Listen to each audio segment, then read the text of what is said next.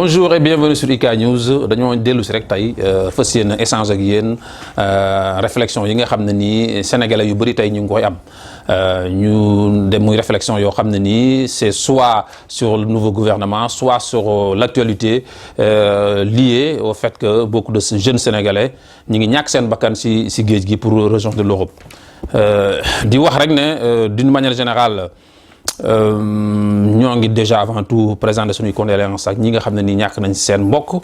yal na leen yàlla yërëm te xarale aljanna may leen aussi xolu muñ di wax aussi ne concernant le nouveau gouvernement d'après les informations relayées par certains journaux Idriss Seck war na am salaire wu 30 millions de francs CFA 30 millions c'est presque 45 000 euros boo comparé président Macron en exemple mi ngi am 15 000 euros par weer ñun nag ñuy dénoncer loolu te du ñun rek sénégalais yu bëri dénoncer loolu parce que tey 30 millions ku ne xam na ne jeunes yi nga xam ne ñi ngi mbëkk si dem si géej gi di ñàkk seen bakkan ak ñeneen état bi mënoon na mobiliser fonds yooyu pour di créer par groupe structure microfinance yu ndaw pour jox nit ñi ku ne ay liggéey muy un. muy de deux dañu mënul comprendre Idriss Seck moom est-ce que yaayam dafa gën waa Sénégal yëpp wala dafa gën ndey waa Sénégal yëpp ba tax ñu koy jox yenn salaire yooyu su dee dëgg la te bu dul dëgg aussi vu comment cette information a provoqué le tollé Macky Sall wala gouvernement Sénégal am nañ porte-parole war nañoo génn wax leeral nit ñi si loolu bu ñu waxul dara nag ben ça veut dire que c'est une réalité muy de deux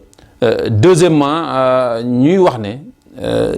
dañuy xool boo comparé nga xool Afrique ak tout le reste du continent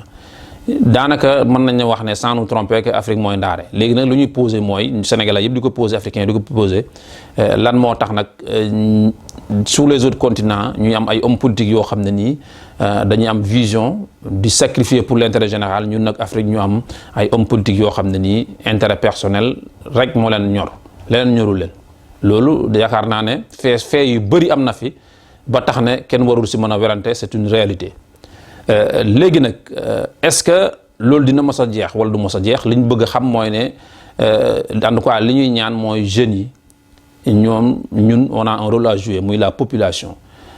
li ñu war a def mooy képp koo xam ne ni ñëw nga tey di jalgati wala di am comportement boo xam ne say wax doo ko respecté nit ñi jël la ñu ne la ñukk fële ni yekk bu naqadi loolu c'est très important parce que boo gisee ne Olof Njaay daf ne uude nu mu la gisee noonu lay ëwalee li ma bëgg a wax foofu mooy ne bu homme politique taxawee ak doomu aadama ku muntu doon boo taxawee joxe sa kàddu ñëpp di la xool ëllëg nga ñëw kàddu gi nga waxoon nga teg ko fa la def lu la neex ba pare nit ñëpp topp la di daw sa ginnaaw mel ni lu ma mun wax loolu day tax na yow ëllëg kooku du la respecté lu ko neex lay def sa côté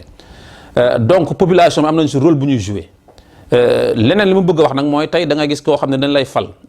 est-ce que gouvernement bu bees bi jël nañ temps comme niñ ko doon def niñ koy def daan ko defee gars yi def seen déclaration des biens ñu calculer xam yow bi ngay dugg si gouvernement bi lii nga amoon si ay biens fii la sa niveau de richesse tolloon ak ëllëg boo génnee ñu comparer de façon objective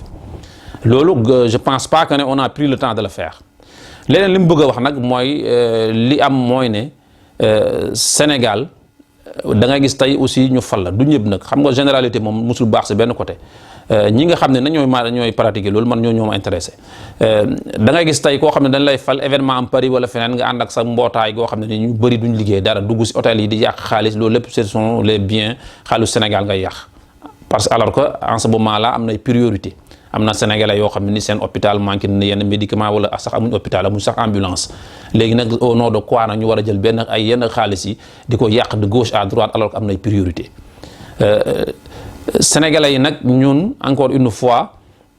ñu war a am rôle bu ñuy jouer sur tous les plans ñooy fal mais waruñ fal nit ki rek bàyyi ko muy def lu ko si neex ñëpp croiser le bras di la seetaan loolu c'est une réalité boo xam ne nii les hommes politiques sont conscients ils s'en abusent donc encore une fois nañu xool suñu priorité dañuy xool ba la ñuy jox kenn suñu réew malgré les promesses est-ce que kooku am na valeur yi nekk yi mu war a am pour jiite réew l'intérêt général gis nañ suñ contrat yi lu bëri ni ñu ko si dégg contrat pétrole yi lu ne ñu ngi ko si dégg mais encore une fois si une cause sous-développement yi fee boo gis cause yi bëri nañ mais même bu ñu bëri di wax naan c'est parce que l'Afrique est exploitée par les grandes puissances etc. loolu c'est une réalité mais lan moo tax yow nga ñu fal la nga war a ñàkk fayda ba beneen tubaab wala ku mun doon jógee fa la gënu la ndey gën la bàyyi ngay nangu yow mu lay nax say ressources loolu c'est une question boo xam ne nii sénégalais yu bëri wala africains yu bëri dañ koy poser donc d'une manière générale de façon ramassée petite réflexion boobu la ñu ñëwoon doon échanger ak yéen nañu liggéey suñu réew parce que tey dem ba nga xam ne say doom ñëpp wékk seen wërsëg bitim réew loolu échec mënu ko weesu te ku bëgg a nekk fii nag di wax naan c'est pas un échec ay da ngay wax lu la neex rek fen sa bopp nag moom dafa bëri quoi leneen lu ñu war a dindi suñu jikko yu bon yi bëri nañ mooy ne aussi da ngay gis tey parce que yow t'es avec un candidat parce que t'es avec un parti politique lu mun def neex na la ce n'est pas man loolu vision boobu laa gis sa papa sax boo ko bëggee mu am yenn défaut yi war nga mën a am objectivité boo xam ne da ngay xam ne lii baaxul dénoncer lii mais malheureusement nag Sénégal y a trop de masla ak hypocrisie surtout parce que yenn parti politique yi parce que c'est ton candidat nga tëx gumbalu lu ñu wax nga ne du dëgg xam nga ne ban sénégalais moo mën a toog nangu encore une fois ne parce que je suis de l'APR wala parti bu mu doon que Macky Sall dana accepter valider si c'est vrai encore une fois di jox chaque mois 30 millions de francs CFA ak benn doomu aadama mu Idriss Seck ak priorité yi nekk si réew mi yépp ñuy def loolu pour doomu nit pour benn doomu aadama pour benn koo xam ne ni sax yaa doon ñëw ne société ne instance boobu wala institution boobu amul benn njariñ lu du yàq xaalis boobu dañu ko war a jël dugal ko si yeneen kooku tey moo nangu tey ñëw ñu koy jox boobu xaalis le reste du monde maintenant vive dans la misère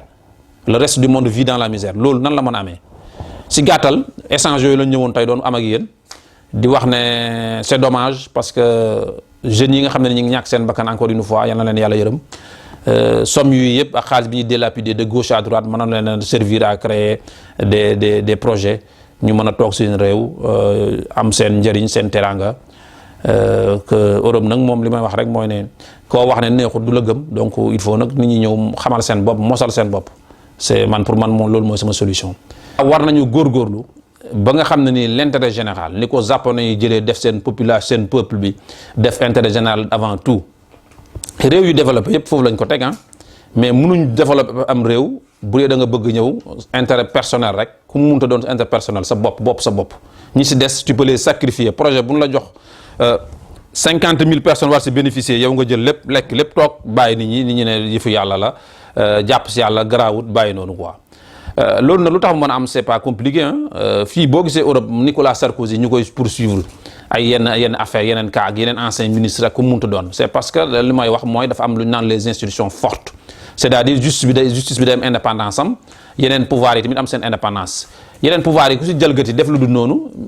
justice bi am na doole ak kattan goo xam ne ni ak indépendance am boo xam ne nii da lay jël teg la loxo de manière objective def liggéeyam mais gis nañ fi souvent ay cas yoo xam ne nii yàpp jarul leen cité dañuy jiñ nit yenn affaires yi lépp montage politique lay doon bu ñu demee ba seen intérêt changé ñu blanchir ko ne ko deftoon dara commencé waat à zéro muy nekk d'une manière générale li xew Afrique li feebar Sénégal moo xew Afrique yëpp donc Afrique moom daf nax lii kañ lay jeex quoi ndax Afrique dafa war a nekk rek ndaare sur le plan économique